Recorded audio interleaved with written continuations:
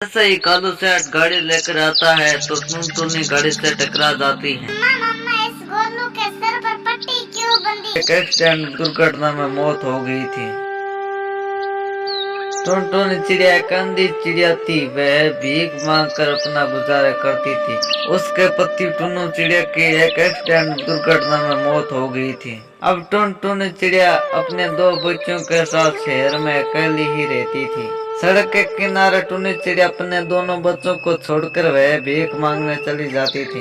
अगर उसको कोई पैसा दे देता तो वह अपने बच्चों को खाना खिला देती थी, वरना उन्हें भूखा ही सुला देती थी। आते जाते पक्षी टुनटुनी के कटोरे में सिक्के डालकर चले जाते थे। बाबूजी पैसे दे दो, आपकी बहुत ज्यादा मेहरबानी होगी। खुले पैसे नहीं है मेरे पास बहन जी, माफ करना मुझको। अरे बहन जी कुछ पैसे दे दो, मेरे बच्चे भूखे हैं। भगवान आपकी हर कामनाएं पूरी करें। अरे तुम्हारी कमाने की नीयत नहीं है। अगर तुमसे बच्चे पाले नहीं जाते तो जामने की क्या जरूरत थी। ये लो 1 रुपए, मेरे पास खुले नहीं है। माँ बहुत जोर से भूख लगी है। बेटा मैं तुझे चाय वाले से चाय कॉफी दिला देती हूँ।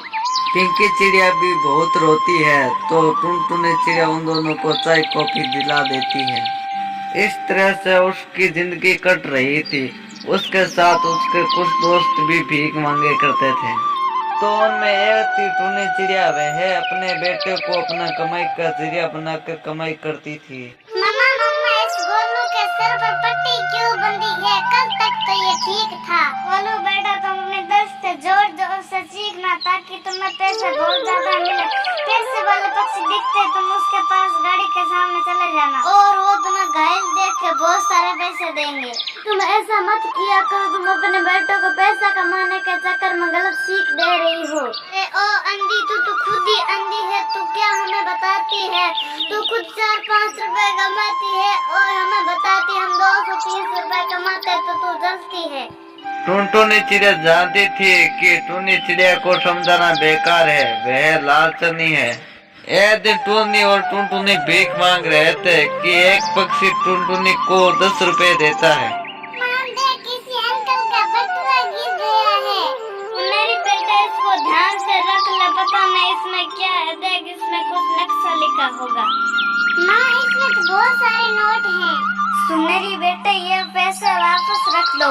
ये मुझे लगती है उस सांप की अमानत होगी। हम बिना पूछे पता लगाए इससे क्या पैसे नहीं ले सकते। अरे टुनटुनी तो पागल हो गई है कि इस पैसों से तुम अपने बच्चों के लिए कपड़े, अपने बच्चों के लिए खाना, तुम अपना अच्छा घोंसला बना सकती हो। अरे टुनटुनी हमारे सर पर भलाई छत ना हो पर ये दूसरों की अमानत है, हम इसका उपयोग नहीं कर सकते। मैं इस पैसों से बेईमानी नहीं करना चाहती हूँ। नहीं माँ ये पैसे मैं वापस नहीं दूंगी। इससे मैं अच्छा अच्छा कपड़ा लूंगी और खाना खाऊंगी। मैं सड़क पर नहीं घर पर रहना चाहती हूँ माँ। मेरी ये बटुआ मुझे दे दे, जिद मत कर। पिंकी चिड़िया टुनटुनी चिड़िया को वह बटुआ नहीं देती है तो पिंकी चिड़िया जिद कर बैठती है और टुनटुनी चिड़िया को गुस्सा आ जाता है और पिंकी चिड़िया रोने लग जाती है।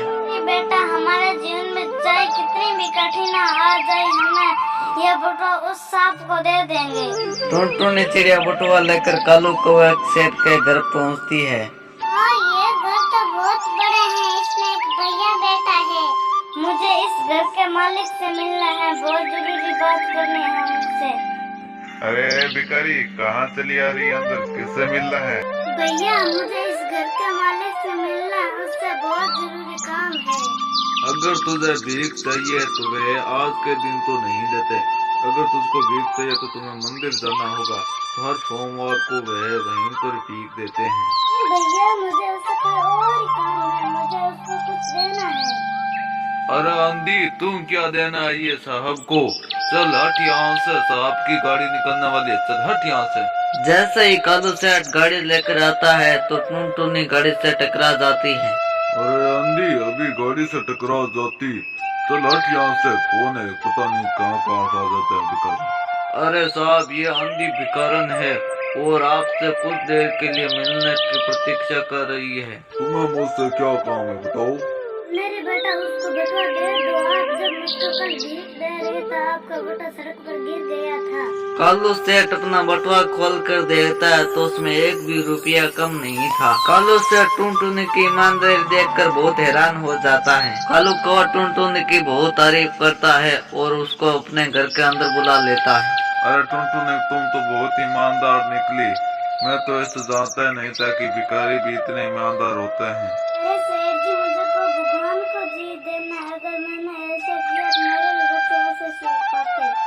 कालू सेठ उसकी बातें सुनकर बहुत ही खुश हो जाता है और टुनटुनी से कहता है, तुम अब से अपने बच्चों की चिंता मत करो। मैं तुम्हारे आंखों का इलाज कराऊंगा और तुम्हारे बच्चों को अच्छी स्कूल में दाखिला भी करा दूंगा और तुम्हारे लिए एक नया घोंसला भी बनवा दूंगा। टुनटुनी यह सुनकर बहुत ही खुश हो जाती है और उसकी ईमानदारी का उसका फल मिल जाता है।